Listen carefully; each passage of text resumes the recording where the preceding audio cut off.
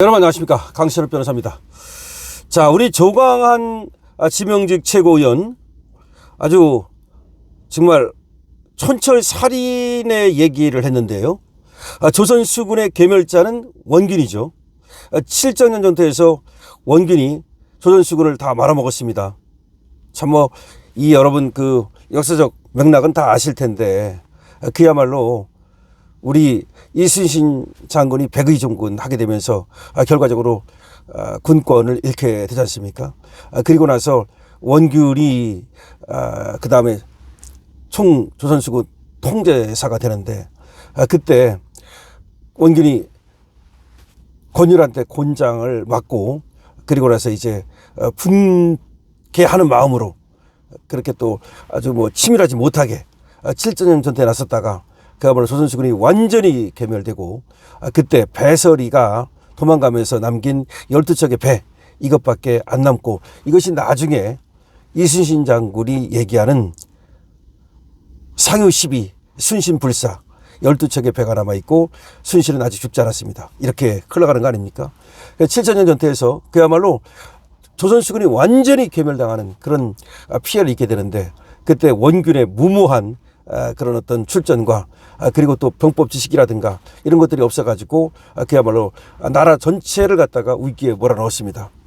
그런데 이렇게 조선수군을 갖다가 괴멸당한 전체를 그렇게 괴멸시키는 바보 같은 짓을 한 원균에 비할 수 있는 자가 바로 있으니 그 자가 한동훈이라는 겁니다.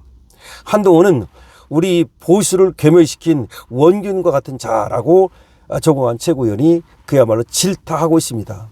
오죽하면 조광한 최고위원도 남양주 시장까지 하고 그야말로 아주 엘리트예요. 그리고 또 많은 정치적 경험도 있고 그런 분인데, 이 한동훈에 대해서 조선수군을 괴멸시킨 원균과 같은 자라고 얘기를 하겠습니까? 맞습니다.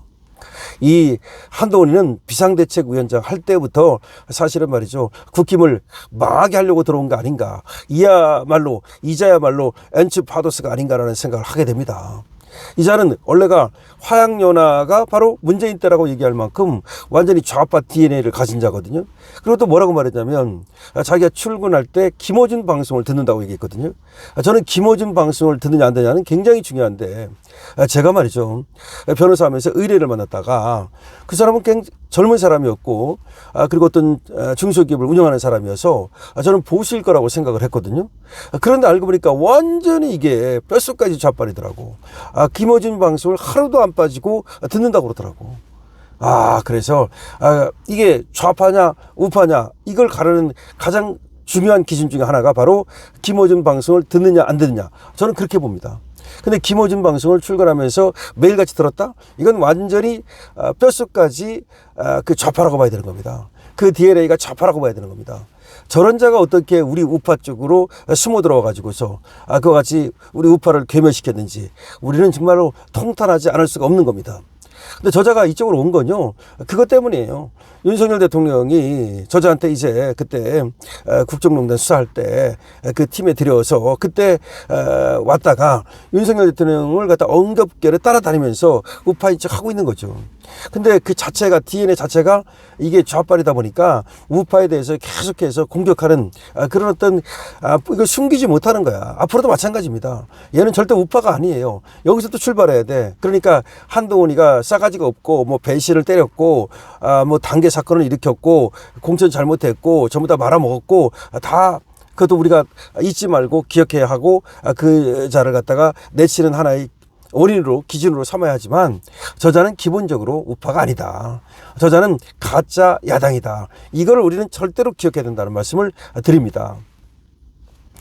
지금 여러분 한동훈에 대해서 최성원 씨라든가 변혜재라든가 계속해서 그 가짜 태블릿 PC 이거에 대해서 문제를 삼고 있잖아요. 근데 그 문제를 삼고 있는 것이 계속 그렇게 문제를 삼고 민사소송 형사소송을 넣어도 한동훈이가 제대로 거기에 대해서 반박을 하지 못하고 있어요.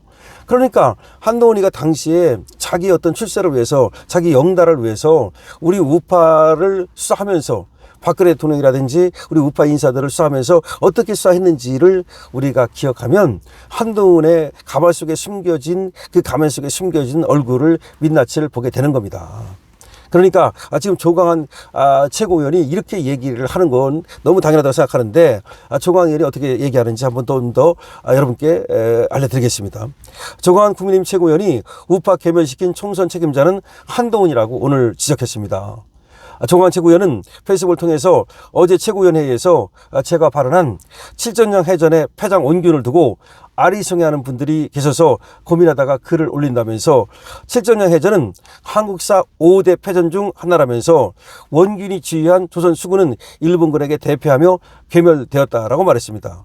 그 후 수군 폐지론까지 나오게 된다면서 오만하고 이기적인 원균을 발탁한 임금 선조의 패착이다. 그러니까 결과적으로 원균이 다 말아먹었는데 원균을 이 선발한 그 원균한테 그 임무를 맡긴 선조도 잘못한 것이다. 이렇게 얘기를 합니다. 2024년 4.10 총선은 역대 선거 중 최악의 참패였다. 그렇죠. 말하면 뭐합니까? 최악의 참패죠. 그 선거로 우파 지정은 괴멸됐고 그 후과는 황당한 계엄과 탄핵 그리고 대선 패배까지 연결됐다.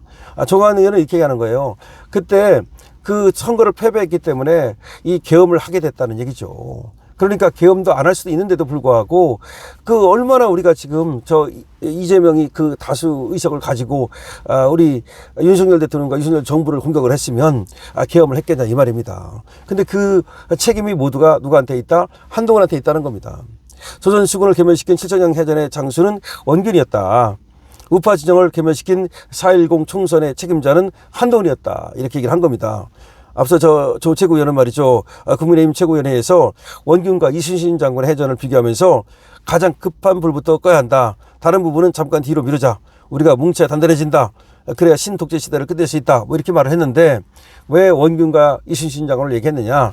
바로 원균 같은 자가 그야말로 다 그 조선수군을 괴멸시켰듯이 한동훈 같은 자가 다 괴멸시켰다. 그래서 이순신 장군이 결국은 수습을 한 거 아니냐? 뭐 이런 얘기입니다. 그러니까 한동훈이가 우리 보수당을 갖다가 다 괴멸시켰는데 지금 장도혁 대표가 그나마 수습을 하고 있다. 뭐 이런 얘기로 이제 한 겁니다. 그런데 거기에 대해서 최고위원회에서 얘기를 했더니 이것이 이제 화제가 되면서 또 어떤 사람들은 여기에 대해서 이게 무슨 뜻인지 그렇게 묻는 사람들이 있기 때문에 조광한 최고위원이 그게 이런 뜻이다. 지금 바로 한동훈이 원균과 같다는 말은 원균이 7전형 전투에서 그야말로 조선수군을 다 괴멸시키고 다 패배를 하지 않았느냐. 그래서 나라의 위기를 몰아넣지 않았느냐. 마찬가지로 한동훈 이자 때문에 우리 보수 우파가 완전히 괴멸되다시피 했고 그 이후로 엄청난 고통을 겪으면서 계엄까지 이르게 됐는데 결과적으로 윤석열 대통령의 이런 무기징역 이런 사태를 가져온 것도 결국은 다 한동훈 때문이다. 한동훈은 그러니까 조선수군을 괴멸시킨 원균과 같은 자다라고 말하고 있는 겁니다. 여러분께서 이에 대해서 어떻게 생각하십니까? 여러분들의 의견을 댓글로 많이 적어주시기 바랍니다. 강실업의 의견이 맞다고 생각하면 222원도 주시기 바랍니다. 강실업 TV입니다.